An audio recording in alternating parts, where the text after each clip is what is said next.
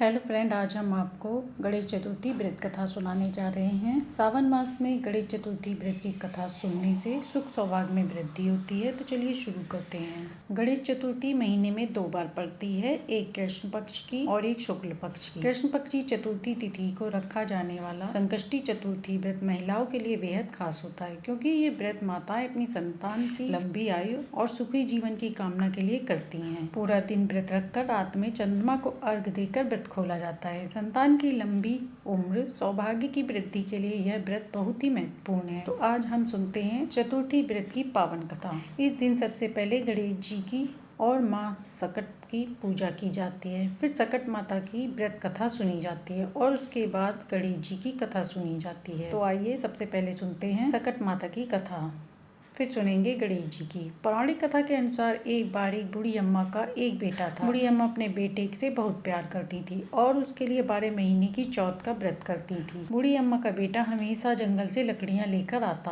और फिर माँ बेटे मिलकर बाजार में लकड़ियां बेचकर अपना गुजारा किया करती थी। बूढ़ी अम्मा रोजाना लकड़ियों में से एक लकड़ियां अलग रख देती और चौथ माता के दिन बेटे से छुपकर उन्हें बेच देती। इसके बाद घर में सामान लाती और 5 चूरमे के लड्डू बनाती। एक लड्डू अपने बेटे को खिलाती और एक लड्डू खुद खाती। एक चौथ माता के नाम से रखती।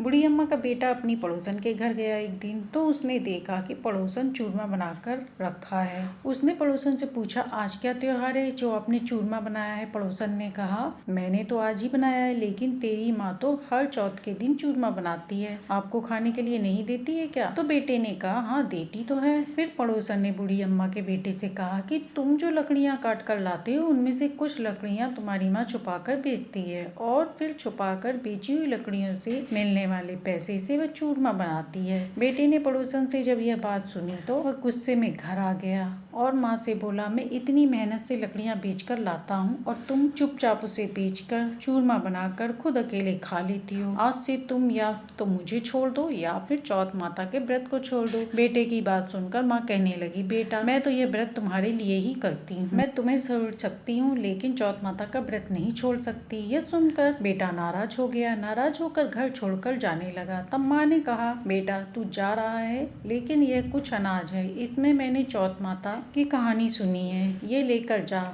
और जब भी संकट आए तो चौथ माता का नाम लेकर कुछ दाने वहाँ पर डाल देना। बेटे ने इस बात पर विश्वास नहीं किया, लेकिन फिर भी उसने अनाज के दाने रख लिए और घर से चल पड़ा। वह घर से थोड़ी दूर ही पहुँचा था कि उसने देखा कि रास्ते में खून की नदी बह रही थी और कहीं से भी रास्ता नजर नहीं आ रहा था। उसने चौथ माता का नाम लिया, थोड़े से अनाज के दाने वहाँ पर डाल दिए और कहने लगा, हे चौथ माता, अगर आप सच्ची हैं तो यहाँ मेरे लिए रास्ता हो जाए। ऐसा कहते ही नदी सूख गई और वहाँ रास्ता हो गया। अब बेटा वहाँ से रास्ता पार करके आगे बढ़ा तो जंगल मिला। जब तक जंगल में पहुंचा तब तक रात हो चुकी थी। जंगल में बहुत सारे भयानक जंगली जानवर थे जो अपनी अपनी आवाज में बोलने लगे। उनकी डरावनी आवाज सुनकर बेटा डरने लगा। तब उसने चौथ माता का नाम लेकर वहां पर कुछ अनाज के दाने डाल दिए और हाथ जोड़कर कहने लगा, हे चौथ माता, मुझे रास्ता दिखाएं, नहीं तो ये जंगली जानवर मुझे मारकर खा जाएंगे।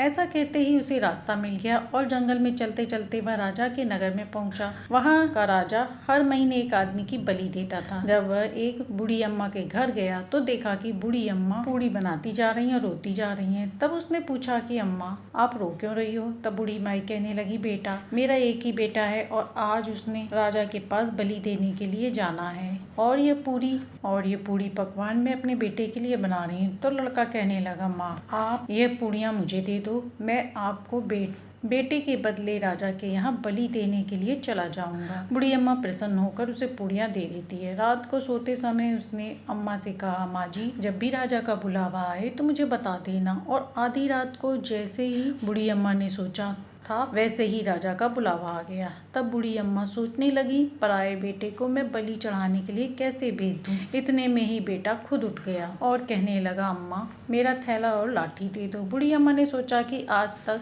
तो जो भी राजा के यहाँ गया है कोई वापस लौटकर नहीं आया, ये भी नहीं आएगा। इतनी ही देर में राजा के आदमी आए और उसको ले गए। अब आवा में उसकी चिनाई कर दी गई। अब हर बार की तरह जैसे चौथ माता ने उसे सारे संकटों से बचाया, फिर उसने चौथ माता का ध्यान करते हुए कहा, हे चौथ माता, आपने पहले भी 2 संकट टाले हैं तो ये भी दूर कर देना। थोड़ी ही देर में आवा पककर तैयार हो गया। 2-3 दिन बाद आवा के पास से ही कुछ बच्चे खेल रहे थे। उन्होंने आवा पर पत्थर मारा तो उसमें से आवाज आने लगी। बच्चे भागे भागे राजा के पास जाकर कहने लगे कि राजा जी आवा पक गया है। राजा सोचने लगा कि पहले तो 6 महीने में पकता था, अब इतनी 3 दिन में कैसे पक सकता है। राजा को विश्वास नहीं हुआ, बल्कि उसे हैरानी होने लगी। फिर भी उसने अपने नौकरों को भेजा। नौकर जब आवा के पास पहुंचे तो उन्होंने वहां जाकर देखा कि वहां पर तो सोने चांदी के कलश ही कलश रखे हैं। जब उन्हें उतारने लगे तो अंदर से आवाज आई, धीरे धीरे उतारो, अंदर मानस बैठा है। राजा के आदमी कहने लगे, इसमें से तो कोई नहीं बोलता था, आज पहली बार आवाज कैसे आई। उन्होंने सोचा कोई भूत बोल रहा होगा। आवा के अंदर जाकर देखा तो उसमें से अनाज उग रहे थे। राजा के नौकर महल में पहुंचे और राजा को सारी बात बता दी। अब राजा सोचने लगा कि मुझे खुद ही चलकर देखना पड़ेगा कि आखिर सच्चाई है क्या। राजा आया तो उसने देखा एक मनुष्य वहां बैठा हुआ है। तो उसने पूछा, अरे भाई, तुम कौन हो और तुम इस आवे में बच कैसे गए। तब वो बोला, मेरी माँ चौथ के व्रत करती है तो मैं चौथ माता के प्रभाव से ही जीवित बच गया हूँ। राजा को लड़के की बात पर विश्वास नहीं हुआ तो राजा ने उसकी परीक्षा लेने के लिए सोचा कि अच्छा ठीक है, तू एक घोड़े पर चढ़ जा और मैं दूसरे घोड़े पर चढ़ जाऊंगा। तेरे हाथ पैर रस्सी से बांध देते हैं। अगर तेरी रस्सी खुल गई और मुझ में बंध जाएगी तो चौथ माता सच्ची है। इसका मतलब चौथ माता ने तेरी रक्षा की है। अब राजा और वह लड़का दोनों घोड़े पर बैठ गए। उसने थोड़े से अनाज के दाने हर बार की तरह हाथ में लेकर कहा, हे चौथ माता, मेरी लाज रखना। ऐसा कहते ही उसकी रस्सी खुलकर राजा के हाथ में बंध गई। अब राजा सोचने लगा कि आखिरकार चौथ माता का ही प्रभाव है जिसके कारण इस लड़के के हाथों की रस्सी मेरे हाथ में आकर बंध गई। अब उसे विश्वास हो गया कि चौथ माता ने ही लड़के की रक्षा की है। राजा बहुत प्रसन्न हुआ। तब उसने अपनी बेटी का विवाह उस लड़के के साथ कर दिया। अब बूढ़ी अम्मा का बेटा वहीं रहने लगा। महल में रहते रहते कई दिन हो गए तो उसने सोचा, हे महाराज, इस महल में रहते रहते मुझे बहुत दिन हो गए। गांव में मेरी माँ मेरा इंतजार कर रही है। मुझे मेरे गांव की और माँ की याद आ रही है। हे महाराज, मैं अब अपने गांव जाना चाहता हूँ। राजा ने यह बात सुनी तो उसको आज्ञा दी, साथ ही ढेर सारा धन देकर उन्हें विदा किया। दूसरी तरफ बूढ़ी अम्मा जब लकड़ियाँ काटती तो उनमें से कटती नहीं थी, क्योंकि वह बहुत कमजोर हो गई थी। इसलिए वह गोबर चुनकर उन्हें सुखाकर ही बेचकर अपना गुजारा कर रही थी। पड़ोसन ने उसके बहू और बेटे को आता देखा तो दौड़ी दौड़ी उसके पास गई और बोली, बूढ़ी अम्मा, तेरा बेटा बहू लेकर आ रहा है और अपने साथ बहुत सा धन लाया है। बूढ़ी अम्मा ने जब सुना तो कहने लगी, अरे बेटा, कम से कम तू मेरे साथ ऐसा मजाक मत कर। मेरा एक ही बेटा है जिसे तूने लगा सिखाकर भेज दिया था। बूढ़ी माँ का मन दुख से भर गया। उसने अपने बेटे को बहुत याद करा। फिर भी जब बूढ़ी अम्मा का मन नहीं माना तो वह छत के ऊपर चढ़कर देखने लगी। जब उसने देखा तो सच में ही उसके बेटे बहू आ रहे थे। बूढ़ी अम्मा इतनी प्रसन्न हुई कि खुशी के मारे उसके पैर जमीन पर नहीं पड़ रहे थे। जब बहू बेटे दरवाजे पर आए तो बूढ़ी अम्मा ने उनकी आरती उतारी और उन्हें भर भर आशीर्वाद दिया। बूढ़ी अम्मा ने अपने बेटे को माफ कर दिया। तब बेटा कहने लगा, माँ, मैं चौथ माता के प्रभाव से ही बचा हूँ। इसके बाद सभी गाँव वाले मिलकर सकट चौथ का व्रत करने लगे। हे सकट माता, जैसी बूढ़ी अम्मा के बेटे का संकट दूर किया, वैसे ही इस कथा को कहती सुनती पुकारा भरती सभी के संकट को दूर करना। आइए अब सुनते हैं गणेश जी की कथा। यह कहानी उस समय की है जब भगवान शिव हजारों वर्षों से अपनी तपस्या में लीन थी। उस समय माँ पार्वती कैलाश पर्वत पर अकेले ही निवास करती थी। एक बार स्नान करने से पहले माँ पार्वती ने अपने शरीर के उपटन से एक बालक की मूर्ति का निर्माण किया और अपनी मंत्र विद्या शक्ति से उस मूर्ति में प्राण डाल दिए। थोड़ी देर बाद वह मूर्ति एक बालक के रूप में जागृत हो गई। माँ पार्वती ने उस बालक को अपने पुत्र के रूप में स्वीकार कर लिया और उन्हें कैलाश का द्वारपाल होने की जिम्मेदारी सौंप दी और उनका नाम गणेश रखा। माता पार्वती उस बालक गणेश को गणेश कहकर पुकारने लगी। माता पार्वती ने गणेश को बुलाया और कहा, आज से मैं तुम्हारी माता हूँ। जो आज्ञा दूंगी तुम्हें उसका पालन करना होगा। तब बालक गणेश ने अपनी माता से कहा, हे माता, मैं आपकी आज्ञा का पालन अवश्य करूंगा। फिर एक बार की बात है, माता पार्वती स्नान करने के लिए स्नान सागर में गईं और श्री गणेश को दरबार पर खड़ा करके कहने लगी कि पुत्र, किसी को अंदर आने मत देना, मैं स्नान करने जा रही हूँ। तब गणेश जी ने कहा कि हे माता, आपकी आज्ञा का पालन होगा। ऐसा कहकर माता स्नान करने चली गईं। कुछ ही समय बाद वहाँ पर भोलेनाथ भी आ गए और जैसे ही वह द्वार के अंदर जाने की कोशिश करते हैं, तभी बालक गणेश ने उन्हें द्वार पर रोक लिया और कहा कि आप अंदर नहीं जा सकते, अभी मेरी माता स्नान कर रही हैं, इसलिए इस समय मैं आपको अंदर जाने नहीं दूंगा। यह सुनकर भोलेनाथ बहुत क्रोधित हो गए और कहने लगे, अरे मूर्ख बालक, हमारे रास्ते से हट जाओ। भोलेनाथ को नहीं पता था कि द्वार पर खड़ा यह बालक स्वयं उनका पुत्र है, किंतु बालक गणेश को अपनी माता की आज्ञा का पालन ही करना था। उनके लिए अपनी माता की आज्ञा ही सर्वोपरि थी। तब उन्होंने भोलेनाथ को मना कर दिया। बालक गणेश की बात सुनकर भोलेनाथ को बहुत क्रोध आया। उन्होंने नंदी और अन्य गणों से कहा कि वह इस बालक को समझाए। थोड़ी ही देर में नंदी और अन्य गण आते हैं और उन्होंने गणेश जी को समझाने का प्रयास किया कि हे बालक, यहाँ से हट जाओ। इस समय भगवान शंकर बहुत क्रोधित हो गए हैं, उनके क्रोध से तुम भस्म हो सकते हो। लेकिन वह बालक नहीं माना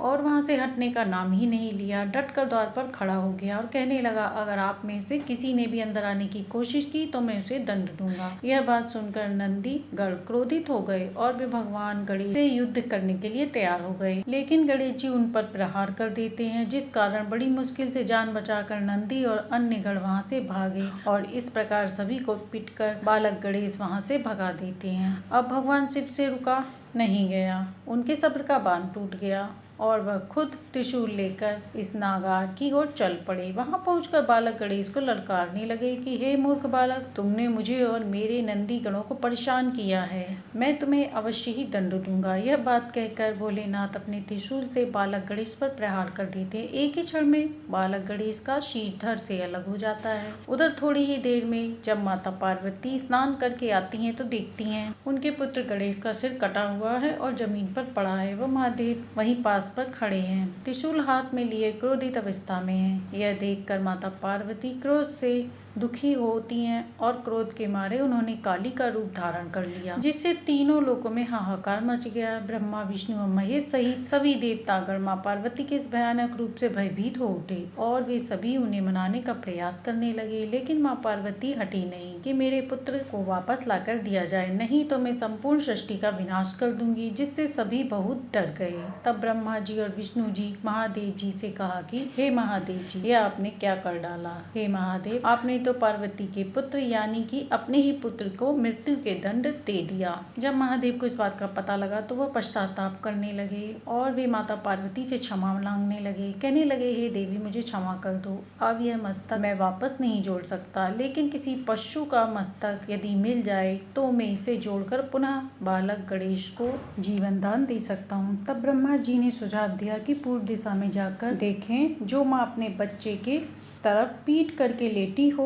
उस बच्चे का सिर काट कर ले आना। तब ऐसे किसी प्राणी की खोज की गई। रास्ते में सबसे पहले एक नन्हा हाथी दिखाई दिया, जिसकी माँ उसकी तरफ पीट कर लेटी हुई थी। तब नन्हे हाथी का सिर काटकर भगवान गणेश के शरीर पर लगाया गया। भगवान शिव की कृपा से बालक गणेश पुनः जीवित हो उठे। तब माता पार्वती और अन्य सभी देवी देवता और ब्रह्मा विष्णु संकट दूर हो गया, उनके पुत्र की रक्षा हो गई। तो प्रेम से बोलिए गणेश भगवान की जय, चौथ माता की जय। तो ये थी गणेश चौथ पे सुनी जाने वाली गणेश जी की कहानी, जिसे सुनने से सारे संकटों का नाश होता है। आशा है कि आपको ये कहानी पसंद आई होगी। कहानी पसंद आई हो तो लाइक एंड सब्सक्राइब करें।